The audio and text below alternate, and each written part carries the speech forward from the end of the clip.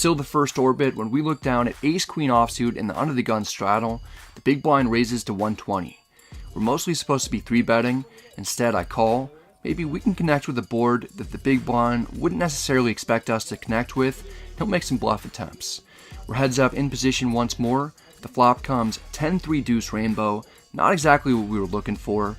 The big blind puts out a small c-bet of 100. We've under-repped our hand pre-flop.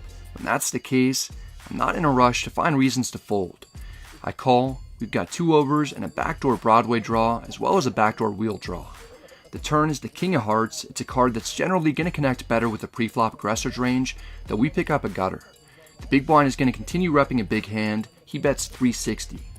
I'm not entirely convinced that he'll have a king or a 2-pair or better hand like he's representing, and if he doesn't, we should have the best hand. If not, we have a draw to the nuts. I call to keep our opponent honest. The river is the 8 of diamonds. We ultimately end up with just ace high. It's a little disappointing. All hope isn't lost though. The opponent checks. We don't want to bluff into a strong hand if the big blind is trapping us. We can beat pretty much everything the opponent might have bluffed with, so we don't need to bet. I check back. Our inkling was correct. The big blind is no honest Abe. He shows that he double barrel bluffed with ace-5 of clubs. He has a busted wheel draw. That doesn't beat our busted Broadway draw. Just like that, we're up almost $2,000. Our hourly rate in this game is off the charts. We get a chance for revenge shortly after when we pick up 6-5 suited after double straddling to 80. Mr. 5-bet kings raises to 280 from the button. Our hand has lots of playability, and more importantly, we've got to get some chips back from our opponent. I call for 200 more. We're heads up out of position. The flop comes queen 10-3 all clubs. We flop a flush. I check to the pre-flop aggressor. He's being difficult and doesn't take the bait. He checks back. The turn is the ace of spades. I'm hoping that he connected with it, but I can't rely on him betting after he checked back the previous street. I take the initiative with a bet of 400. It's enticing for the opponent. He calls. He probably has at least top pair. If a blank comes, we're going to go with a large sizing. The river is the 5 of spades. We make a pair just in case our flush isn't good enough on its own. I'm feeling good.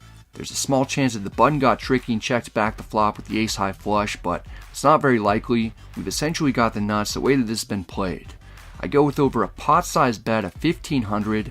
I'm saying I've got at least 2 pair, or I've got nothing.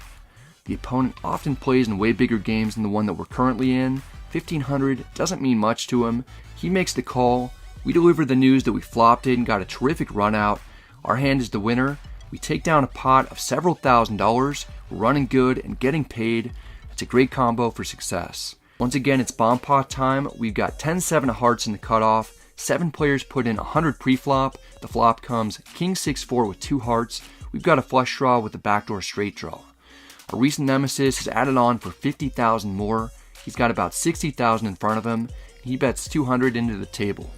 I have to give him credit for a strong hand. I just call. I'm the only one. We're heads up in position. The turn is the 8 of clubs, giving us a double gutter to go along with our heart draw. The big blind slows down and checks. I doubt he'd do that with a 2-pair or better type of hand. We're going to take the opportunity to try and win this right now with a backup plan of drilling the nuts in case our semi-bluff isn't successful. I bet 460. Sometimes I'll just check back in order to make sure that we're able to realize our equity. In this instance, we're strong enough to be able to withstand a check raise though. The big blind isn't ready to relinquish his hand. He calls. He's making things tougher by sticking around. Our primary plan didn't work. That means I guess we'll just have to rely on plan B. The river is the 9 of spades. We backdoor our way into the absolute stones. There isn't much sweeter than getting there an unexpected way in a high stakes cash game against an opponent who may have revenge mode turned on. He checks. This type of situation is rare. We want to make sure that we're able to make the maximum when we're fortunate enough to go runner for the nuts. The opponent has already showed that he's willing to pay off larger river bets. We go for it again.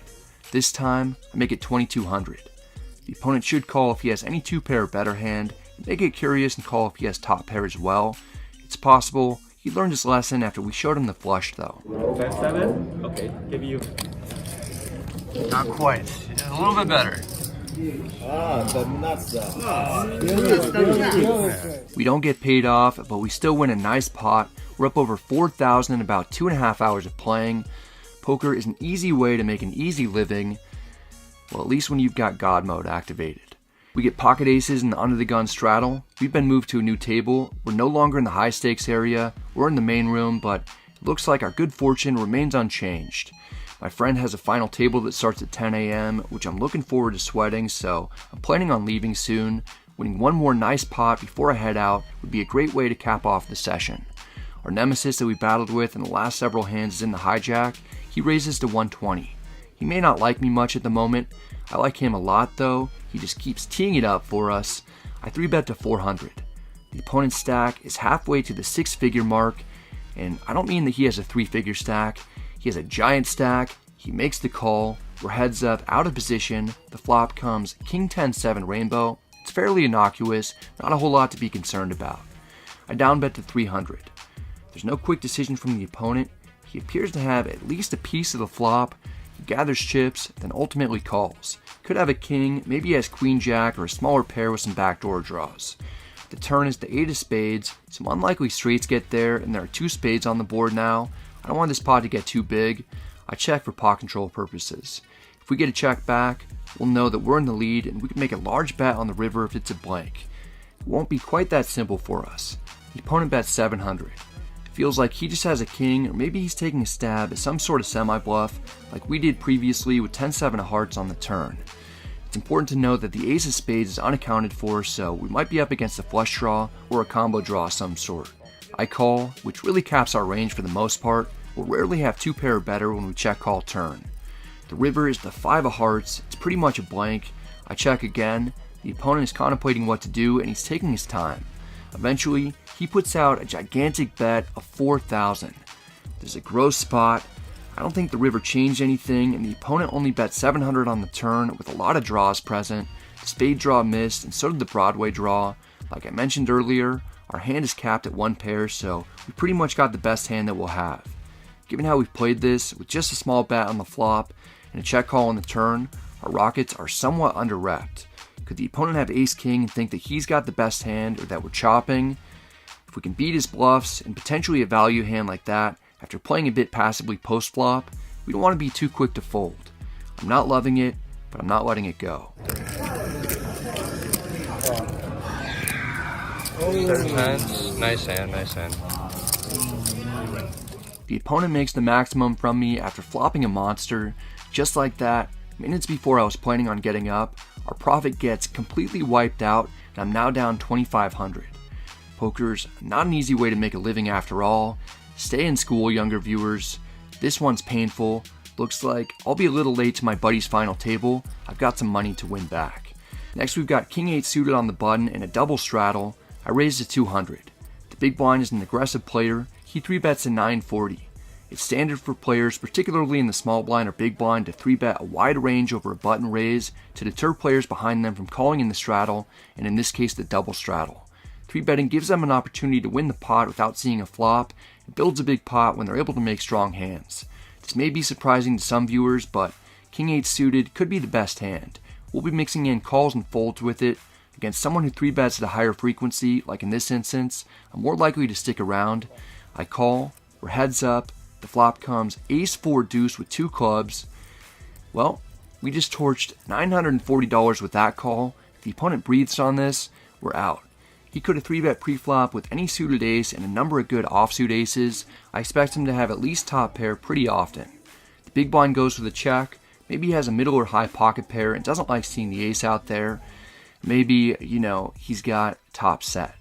I'm not falling for that trap. I don't even have a backdoor draw. I check back, not really wanting anything to do with the pot anymore. Okay, that statement might have been a bit premature. The turn is the 8 of diamonds, giving us middle pair.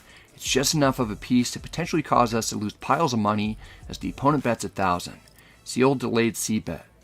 Now having removal of the middle set, I consider raising to rep it. Well, there's not much of a reason to do that, especially when there's still a possibility that I'm up against pocket aces or ace-king. I make the call, not knowing if I'm drawing dead or just slim. The river is the 6 of hearts, shouldn't have changed anything. The big blind goes into the tank for a long time. After almost a full minute, he checks. Maybe he has ace-5 suited or another hand like that, or maybe he has queens or jacks. Either way, we're probably not going to win this, but we have showdown value, so we don't necessarily need to turn our hand into a bluff. I check back. The opponent says that that he has nothing. He's trying to avoid showing his cards while still getting the information out of me to see what I have. If this were a small stakes game against a recreational player, I'd be happy to show first. This guy is a European professional, and I'm not going to show him how I played the hand against him for no reason. Finally, he shows that he has 10-9 of spades. We had him beat the whole way. We win a $4,000 pot after getting a nice turn card. It's too bad spades didn't come, but we're only down $1,200 now, which is a very small amount for this game, particularly considering the double straddle has been on frequently. 15 minutes later, we've got ace-10 offsuit in the cutoff. I raise to 100. The button is another aggressive pro. He 3-bets to 300. The opponent is supposed to be 3-betting a fairly wide range with quite a few worse hands than ours, and he's been 3-betting a lot. I'm tired of his crap. The problem is that ace-10 offsuit doesn't play all that well from out of position, so we've got good removal, and ace-10 is too good to fold though. I get creative and 4-bet to 1200. I've only put in one other 4-bet today with the ace-queen offsuit earlier. This will often win the pot right now. It doesn't this time. The opponent calls pretty quickly. We're heads up out of position in a large pot. The flop comes 9-8-8 with 2 clubs. We don't connect all that well. At least we have 2 overs and some backdoor draws. A down bet to 800. Again, not much thought from the opponent. He cuts out chips and calls. The turn is the queen of clubs. It's an interesting one because we pick up the flush draw and the gut shot straight draw. I'm going to continue repping strong hands like flushes, overpairs, and queens full. I don't have to worry much about the opponent having jack 10 because we have a 10. I bet 2600. Ideally, this will end the hand right now. If not, maybe we can drill a club or a jack. If the river's a blank, we'll continue firing huge to rep monsters. There's just a little more thought from the opponent on this street. We don't get rid of him though. He calls again. I'm beginning to get concerned that he has a full house already. He could maybe have a hand like jacks or tens with a club though, or maybe ace queen or king queen of diamonds. The river is another 8. I'm not happy about it for a variety of reasons. We missed all of our draws, and the strong ace-high flushes that we were pretending to have on the turn are nearly worthless. Still, I can continue representing hands like aces, kings, and queens. It's actually possible that the opponent can have all those in his range because he wouldn't necessarily 5-bet those hands pre-flop in position. I at least have removal to aces. I'm going for it. I make a huge bet of 8,000 to get folds from jacks, tens, maybe ace queen, ace king offsuit with the king of clubs, king jack and king 10 of clubs, and maybe even pocket kings, since that hand beats almost nothing at this point. The story isn't quite convincing enough. The opponent makes the hero call. We show him that we've got air. He turns over queen jack of spades for the win. It's a hand I wouldn't expect him to have played that way, but it works out as well as possible for him. He called a huge pre-flop 4-bet pretty light, called a flop bet light, got the best turn card that he could have gotten in order for me to continue firing while he takes over the lead, then got an amazing river card. He blocks pocket queens, which is the main hand that I was representing, and we couldn't get him to fold. I lose a ton of money going for the Hail Mary. It's a devastating way to lose. I'm down $14,000 on the day. There's some things I could have done differently to avoid disaster, but it's clearly not my day after all. It's time to rack up my remaining amount and watch my friend play the biggest day of his poker career to hopefully help take my mind off the worst loss I've ever had at Bellagio.